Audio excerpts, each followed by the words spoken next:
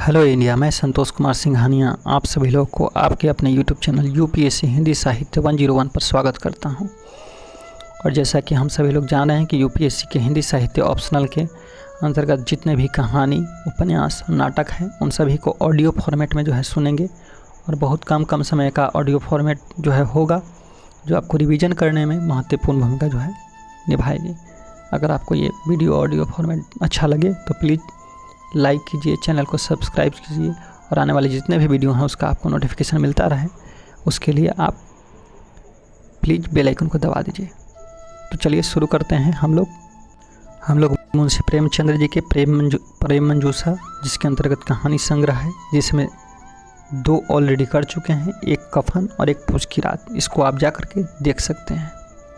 आज हम लोग प्रेमचंद्र की बूढ़ी काकी कहानी देखेंगे। पार्ट वाइज, पार्ट 1, 2, 3 के अंतर्गत देखेंगे। बुढ़ापा बहुधा बचपन का पुनरागमन हुआ करता है। बूढ़ी काकी में जिह्वा स्वाद के सिवा और कोई चेष्टा शेष न थी और न अपने कष्टों की ओर आकर्षित करने का रोने के अतिरिक्त कोई दूसरा सहारा ही। समस्त इंद्रियां, नेत्र, हाथ और पांव जवाब दे चुके थे।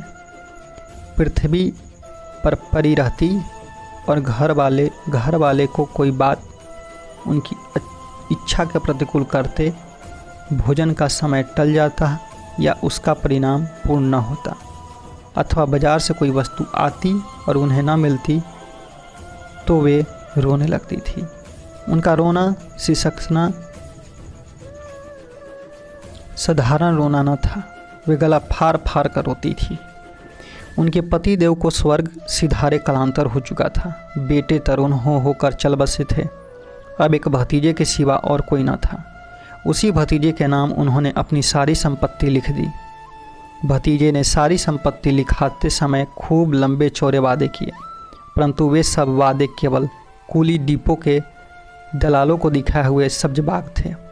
यद्यपि उस संपत्ति की वार्षिक आय 150-200 रुपये से कम न थी, तथापि बूढ़ी काकी को पेट भर भोजन भी कठिनाई से मिलता था।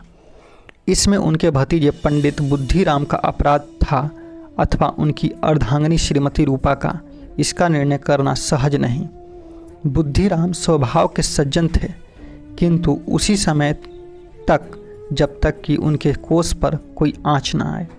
रूपा स्वभाव से तीव्र थी, पर ईश्वर से डरती थी। अतएव बूढ़ी काकी को उनकी तीव्रता उतनी न खलती थी जितनी बुद्धिराम की भलमन साहत।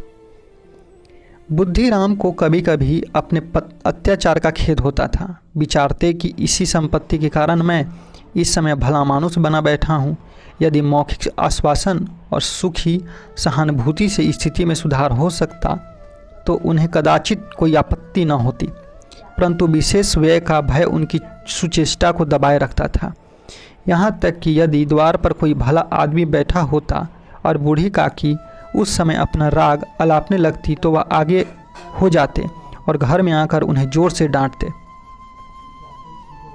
लड़कों को बुढ़ों से स्वाभाविक विद्वेष होता ही है, और फिर जब माता पिता का यह रंग देखे तो वे बूढ़ी काकी को और सताया करते।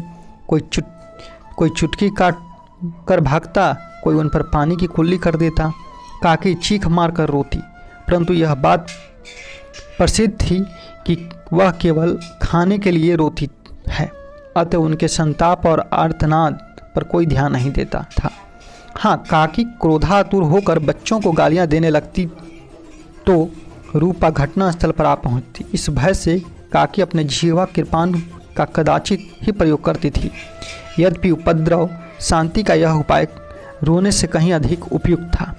संपूर्ण परिवार में यदि काकी से किसी को अनुराग था तो वह बुद्धिराम की छोटी लड़की लाडली थी।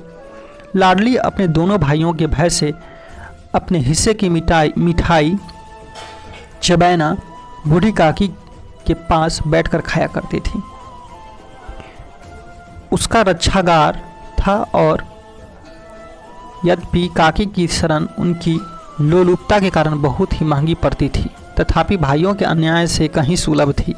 इसी स्वार्थानुकूलता ने उन दोनों में सहानुभूति का आरोपण कर दिया था।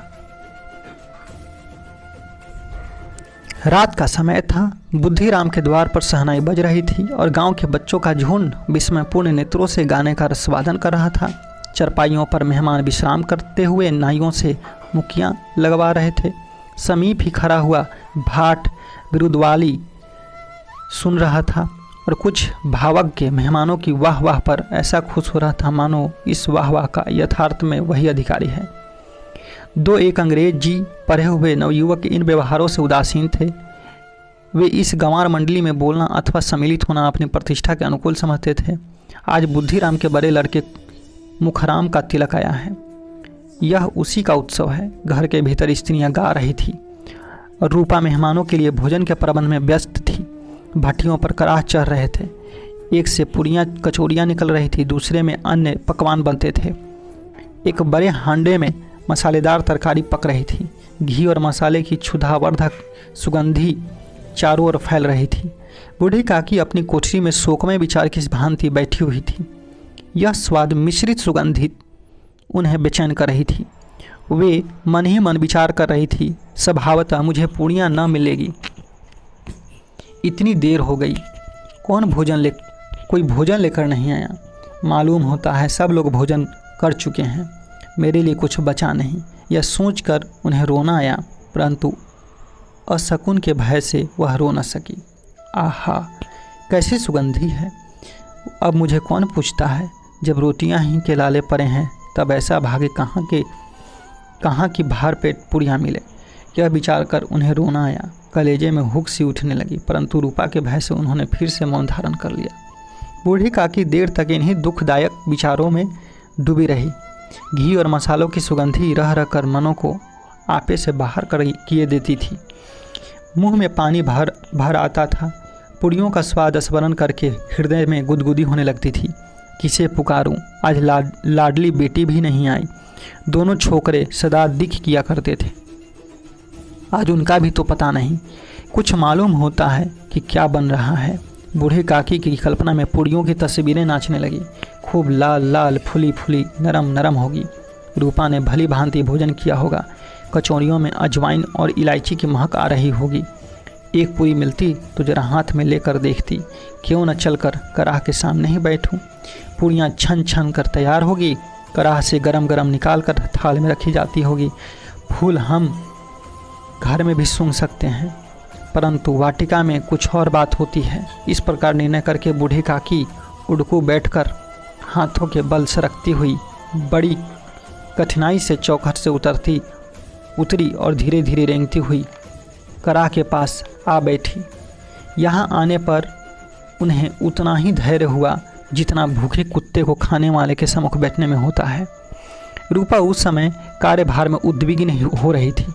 कभी इस कोठे में जाती, कभी उस कोठे में, कभी कराह के पास आती, कभी भंडार में जाती। किसी ने बाहर से आकर कहा, महाराज ठंडाई मांग रहे हैं। वह ठंडाई देने लगी। इतने में फिर किसी ने आकर कहा, भाट आया है, उसे कुछ दे दो।